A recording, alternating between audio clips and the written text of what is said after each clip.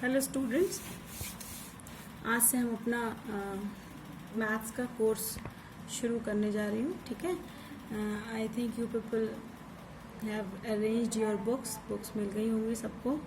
Copies मैंने उस दिन आपको ब्रीफ किया था कि आपको 2 कॉपीज़ बनानी है।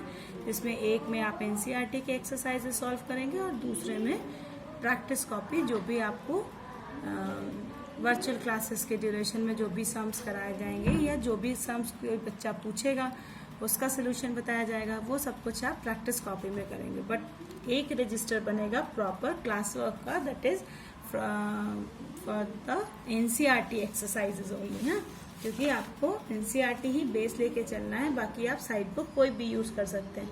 मैंने उस दिन भी कहा था कि एनसीईआरटी में सारे टाइप्स के क्वेश्चन मिलेंगे, लेकिन प्रैक्टिस के लिए आपको साइड बुक लेनी होगी। ठीक है, साइड बुक कई सारी हैं बाजार में। आज हम पढ़ेंगे सेट्स। सेट्स से हम स्टार्ट करेंगे, समुच्चय या सेट्स। कुछ बच्चों ने शायद ये बहुत बेसिक पढ़ा भी हो क्लास 8th में, अगर नहीं पढ़ा है तो भी कोई बात नहीं। ये हम शुरू कर रहे हैं आज से मॉडर्न अलजेब्रा।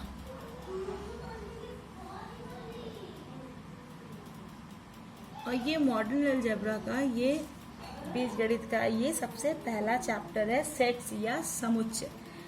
अलजेब्रा में कुल मिला के 3 चैप्टर्स हैं।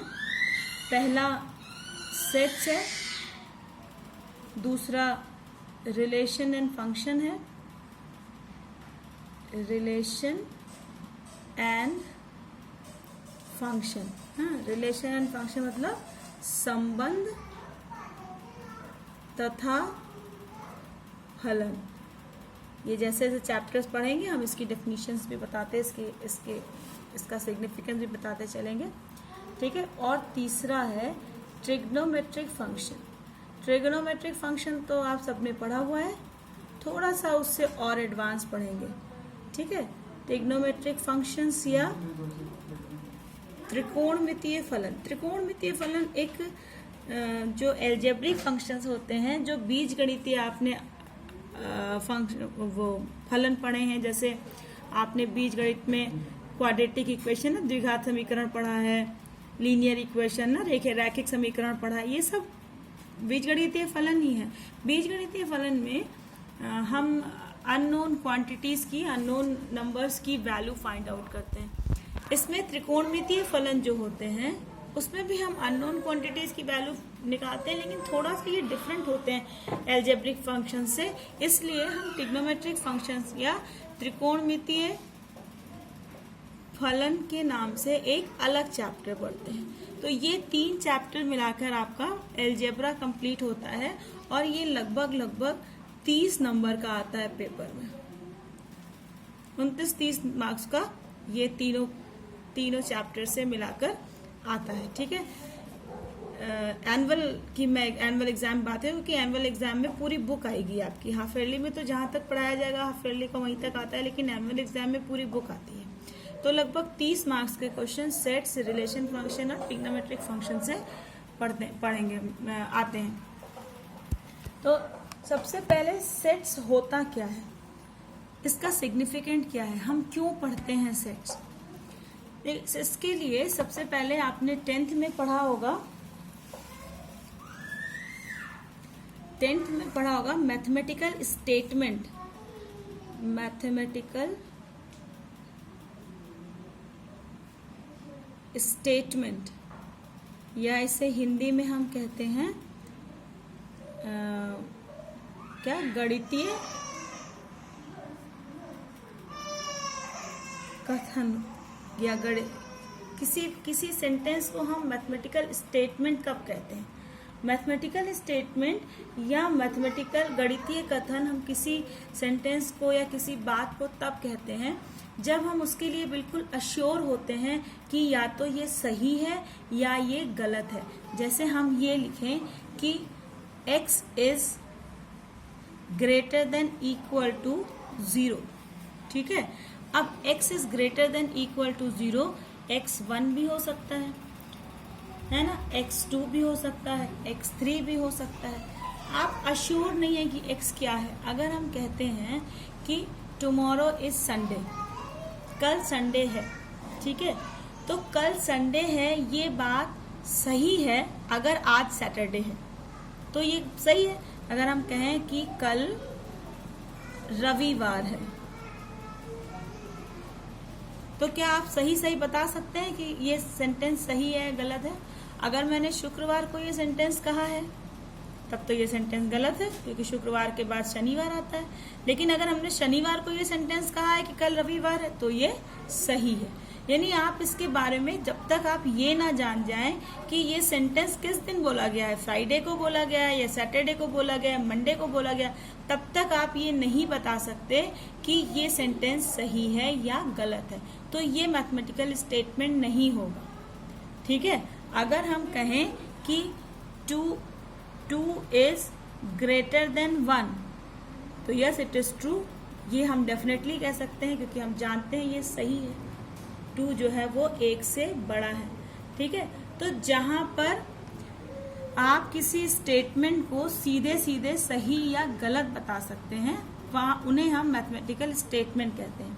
सीधे सीधे एकदम डेफिनेटली आप किसी कथन को सही या गलत कैसे बता सकते हैं?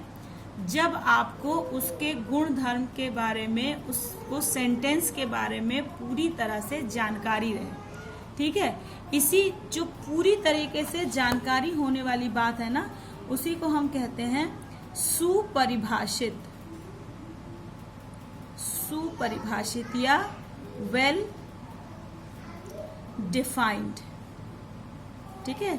सुपरिभाषित या वेल डिफाइंड। अगर यहाँ हमने कल रविवार है के साथ पहले ये बोल दिया होता कि आज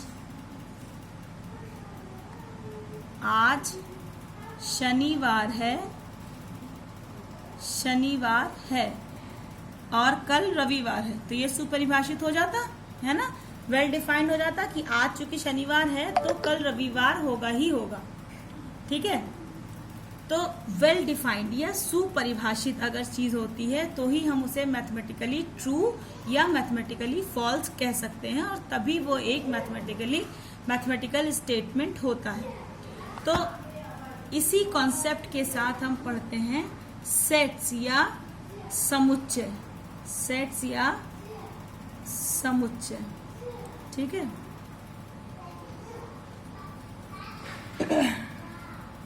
इसकी परिभाषा क्या होती है?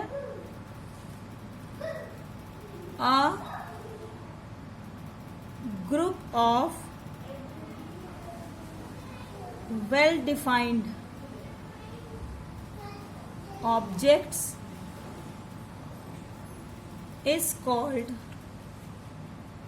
Sets. A group of well defined object is sets मतलब अवयवों के, ऑब्जेक्ट मतलब अवयवों या जितने भी जो जिन्हें हम इंग्लिश में एलिमेंट्स कहते हैं। ठीक है। अवयवों के सुपरिभाषित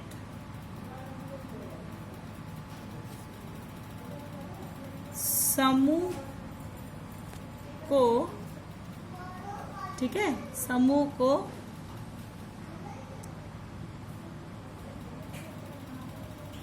समुच्चय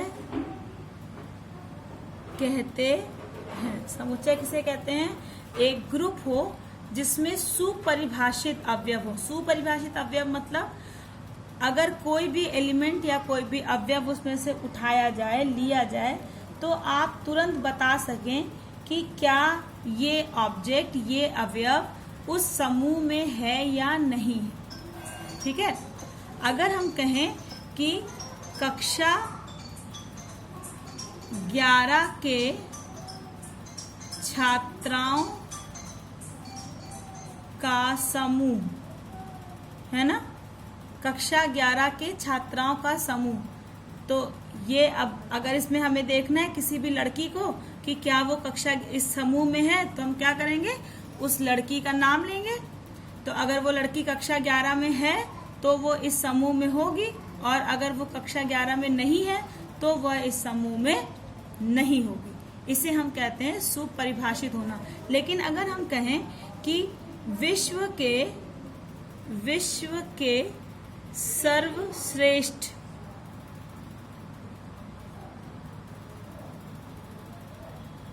बल्लेबाजों का समूह, विश्व के सर्वश्रेष्ठ बल्लेबाजों का समूह। तो अब विश्व के सर्वश्रेष्ठ बल्लेबाज आप कैसे सेलेक्ट करेंगे? हो सकता है कि कोई बैट्समैन किसी टीम के खिलाफ उसने बहुत अच्छा प्रदर्शन किया हो, बहुत अच्छा रन बनाया हो, या किसी दूसरी टीम के अगेंस्ट में उसने वो 0 पर आउट हो गया हो। तो जिसने पहला वाला मैच देखा है वो तो कहेगा कि नहीं वो इस लिस्ट में होना चाहिए, उसने बहुत अच्छा खेला था। लेकिन जिसने दूसरा वाला मैच देखा है जिसमें वो 0 पे आउट हो गया था, उसे लगेगा कि नहीं ये तो बैट्समैन सही नहीं है, ये 0 पर आउट हो गया था। ठीक है ना? तो इसलिए इसमें हमेशा एक अनसर्टेनिटी बनी रहेगी, एक अनिश्चितता बनी रहेगी कि वो बल्लेबाज इस समूह में होगा या इस समूह में नहीं होगा, क्योंकि अलग अलग लोगों की अलग अलग राय हो सकती है। लेकिन ये जो पहला वाला था इसमें तो डेफिनेटली अगर